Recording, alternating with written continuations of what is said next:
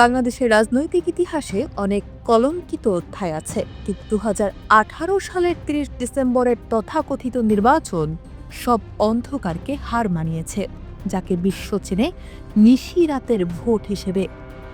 মুখে গণতন্ত্রের খই ফুটলেও সেদিন আওয়ামী লীগ নামের দলটি এই দেশের মানুষের ভোটাধিকারকে জ্যান্ত কবর দিয়েছিল। 10 কোটি ভোটারের স্বপ্নকে বুটের তলায় পিষে ফেলে তারা সাজিয়েছিল এই মহানাটক। আজ আমরা সেই প্রহসনের নির্বাচনের ব্যবচ্ছেদ করব, যেখানে বিজয়ী আগে থেকেই ঠিক করা ছিল আর জনগণ ছিল কেবল একটি স্রেফ সংখ্যা। নির্বাচনের তারিখ ছিল 30 ডিসেম্বর, কিন্তু ভোট উৎসব কি সেদিন হয়েছিল? না, ভোট হয়েছিল 29 ডিসেম্বর দিবাগত রাতে। সারা দেশের মানুষ সকালে কেন্দ্রে গিয়ে দেখে ব্যালট বাক্স আগে থেকেই নৌকার সিল মারা ব্যালটে উপচে পড়েছে। পুলিশ আর প্রশাসনের প্রত্যক্ষ মদদে মৃত মানুষ তো বটেই, এমনকি বিদেশে থাকা প্রবাসীরাও নাকি সেদিন কবরের ভেতর থেকে এসে আওয়ামী লীগকে ভোট দিয়ে গিয়েছিল। 82% ভোটার উপস্থিতি হাস্যকর। যে নির্বাচনে বিরোধী দলের এজেন্টের মারধর করে কেন্দ্র থেকে বের করে দেওয়া হয়, যেখানে ভোটারদের বলা হয় আপনার ভোট দেওয়া হয়ে গেছে, বাড়ি যান, সেখানে এই সংখ্যা কেবল একটি নির্লজ্জ মিথ্যে ছাড়া আর কিছু নয়। মহাজোটের 258টি আসন পাওয়া প্রমাণ করে এটি কোনো নির্বাচন ছিল না, এটি ছিল রাষ্ট্রের সব যন্ত্র ব্যবহার করে একটি দলের ক্ষমতা দখলের কুৎসিত মহড়া। নির্বাচনের আগে থেকেই শুরু হয়েছিল নীল নকশা। বিএনপি নেত্রী বেগম খালেদা জিয়াকে সাজানো মামলায় কারাগারে আটকে রাখা হলো, যাতে আন্দোলনের নেতৃত্ব দেওয়ার কেউ না থাকে। আর মাঠ পর্যায়ে হাজার হাজার গায়েবী মামলা। বিরোধী দলের নেতাকর্মীদের বাড়ি বাড়ি গিয়ে হয়রানি, গ্রেফতার আর গুমের আতঙ্ক ছড়িয়ে দেওয়া হলো।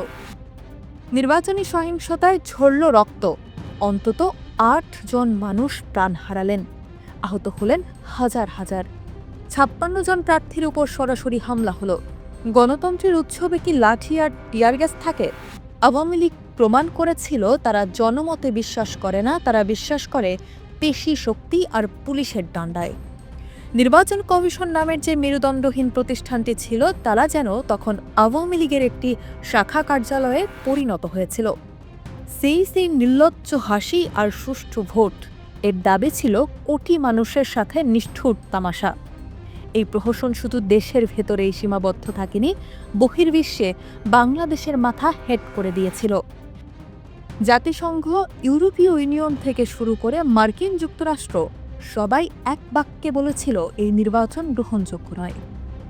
গণসংহতি আন্দোলনের মতো দলগুলো কেন বয়কট করেছিল?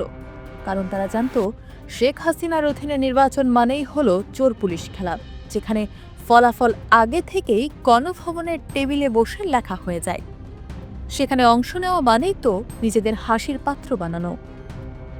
2014-তে তারা বিনা ভোটে জিতেছিল, আর 18-তে জিতল রাতের ভোটে। 2018 সালের 30 ডিসেম্বর বাংলাদেশের মানুষের হৃদয়ে এক গভীর ক্ষত হয়ে থাকবে। এটি কেবল একটি দলের জয় ছিল না, এটি ছিল একটি জাতির মেরুদণ্ড ভেঙে দেওয়ার দিন।